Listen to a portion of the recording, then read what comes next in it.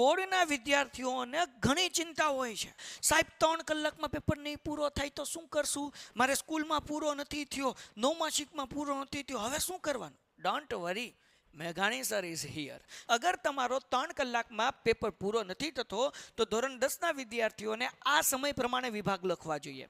તમારા હાથમાં પહેલી વસ્તુ ઘડિયાળ હોવી જોઈએ, અને એ ડિજિટલ ઘડિયાળ નહીં હાલે ભાઈ, કારણ કે બોર્ડમાં ડિજિટલ ઘડિયાળ નહીં લઈ જવા દે. તો હવે જુઓ, વિભાગ એ જે 24 માર્ક્સનો છે તમારે 30 મિનિટમાં પૂરો કરવાનો છે.